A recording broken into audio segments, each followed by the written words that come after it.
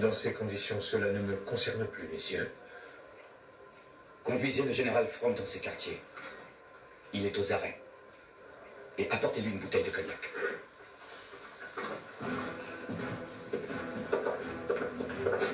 Le général Beck arrive à l'instant.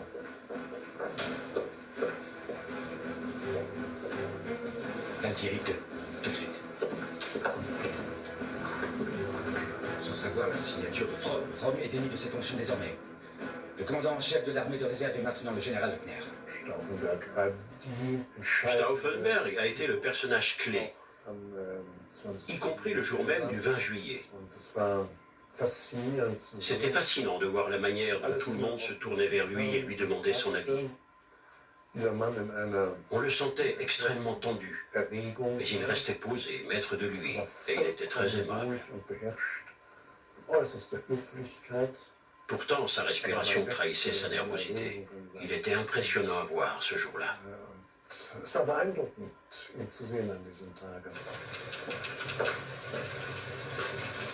Qui est l'officier de permanence?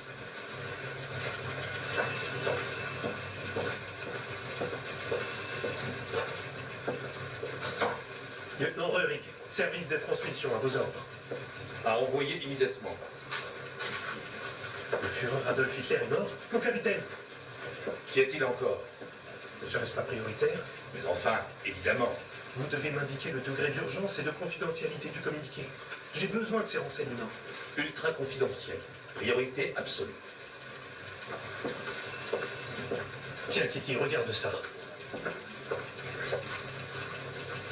Le Führer Adolf Hitler est mort. Et une petite clique de chefs de parti sans scrupules a tenté de profiter de cette situation, n'hésitant pas à trahir nos troupes engagées au front pour s'emparer du pouvoir à ses propres fins. En cette heure grave, pour garantir le maintien de l'ordre, le gouvernement du Reich a décrété l'état d'urgence militaire et a remis le pouvoir exécutif entre mes mains en attribuant le haut commandement de la Wehrmacht. Qui a signé ce papier? Là, le maréchal von Witzleben, commandant suprême de la Wehrmacht. Et c'est contresigné von Stauffenberg. Il y a un problème? Witzleben a été révoqué par le Führer il y a 2 ans. Au même moment, dans l'immeuble de la radio de la Masurenallee, le commandant Friedrich Jakob est chevalier de la Croix de Fer, mais il ignore tout de la radio. Or, les conjurés l'ont chargé de s'emparer de ce moyen de communication essentiel et d'interrompre les émissions. Mais le directeur de la radio, fidèle au régime, relève une manette et déclare au commandant Jakob que les programmes sont interrompus. À son insu, la radio nazie continue donc d'émettre.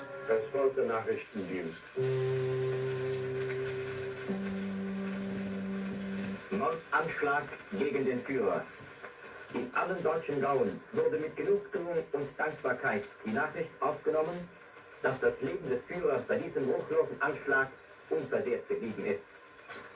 Voller Empörung stehen wir noch vor der Tatsache, dass der Feind, der schon so oft auch mit den verwerflichsten Mitteln gekämpft und gearbeitet hat, jetzt mit einem mörderischen Anschlag das zu erreichen zu können glaubte, was er mit der ehrlichen Waffe in der Hand... Le Führer est vivant. Merci. Écoutez-moi, Faber. À partir de maintenant, vous noterez tout ce que je dis et ce que je fais. Ne me lâchez pas d'une semelle et notez chaque syllabe, c'est compris? Est-ce bien clair? À vos ordres, mon général. Passez-moi le lieutenant-colonel Fett à Zossen, tout de suite. Alors, Faber, écrivez. Oui, mon cher Fett, c'est terrible, cet attentat contre notre bien-aimé Führer.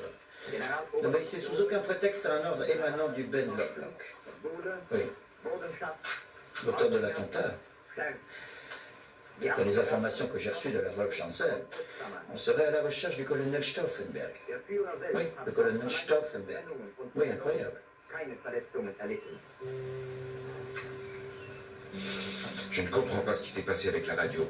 Le commandant Jakob avait des ordres précis. Dans la situation actuelle, peu importe les rumeurs. Peu importe ce qui est vrai ou non. Pour moi, l'affaire est tranchée dans un cas comme dans l'autre, Hitler est mort. Cela me paraît un peu facile comme raisonnement. Il faut que vous mettiez votre uniforme, Lecner. En tant que nouveau commandant de l'armée de réserve, vous devez en imposer. Je n'ai toujours pas reçu de nomination écrite jusqu'à présent. Est-ce vraiment indispensable dans la situation actuelle? Oui, justement, Albrecht.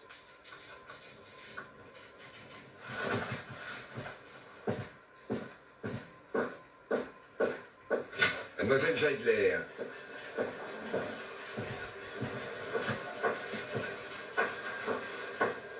Mon général? Où est le document pour le général Eupner? J'y travaille, mon général. Je n'ai que 2 mains. J'en suis désolée. Oui, je comprends.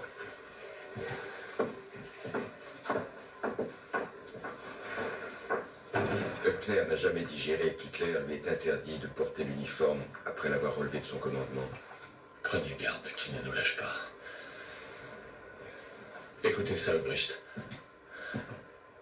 Peu importe qu'Hitler soit vivant ou mort, un Führer qui, dans son plus proche entourage, suscite tant de divergences, au point qu'on commette contre lui un attentat, n'a plus d'existence morale.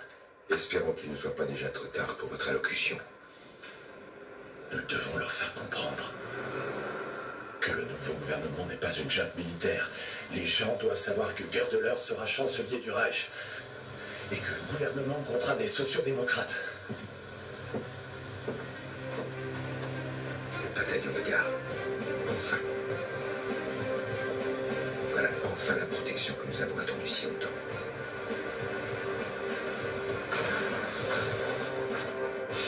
Valkyrie suit son coup. Reimer est de l'autre côté.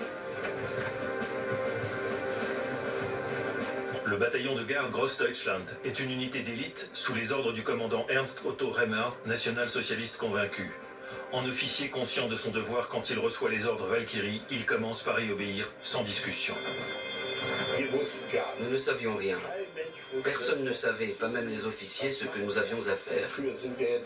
Nous devions nous rassembler, mais pour quelle mission? Aucune idée. Finalement, quand nous sommes sortis des camions à la porte de Brandebourg, on nous a dit qu'il fallait boucler le quartier du gouvernement. Personne ne devait entrer ni sortir.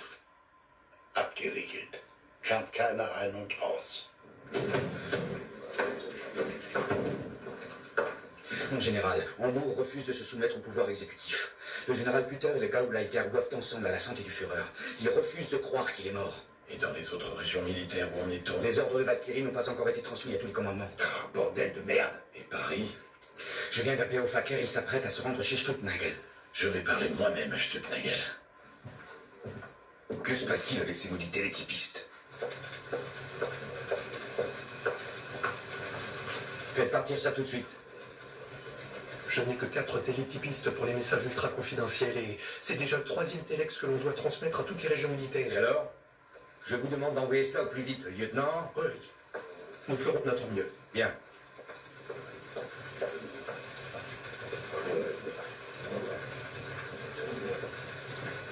Wolfram, c'est de plus en plus bizarre, écoute ça. Les camps de concentration doivent être occupés, les commandants doivent être arrêtés. Et les unités de garde doivent être consignées. Nous devons obéir aux ordres. Les unités de la Waffen-SS qui refusent d'obtempérer doivent être désarmées sans ménagement. C'est vrai que c'est bizarre. Et ce n'est pas tout. Les services de la Gestapo et du SD doivent être occupés. C'est signé par Fromm et Stauffenberg, il n'y a pas de quoi s'inquiéter. Et si le Führer n'est pas mort? Où est-ce que vous en êtes? Munich et Danzig n'ont pas reçu les 2 premiers téléx, par exemple.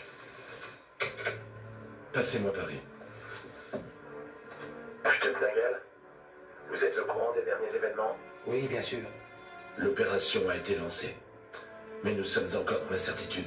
Êtes-vous avec nous dans tous les cas? Dans tous les cas, oui. J'ai même déjà donné l'ordre d'arrêter tout le SD et les principaux officiers SS. Et le général von Neuenburg, commandant du Grosse Paris, participe aux préparatifs.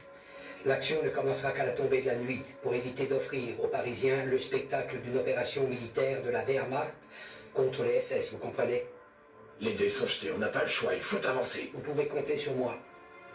Et Kluger? Je crois que vous devriez lui parler vous-même. D'ici, je peux vous relier directement à son quartier général à La Roche-Guyon. Il faut qu'il engage immédiatement des négociations d'armistice avec Eisenhower et Montgomery.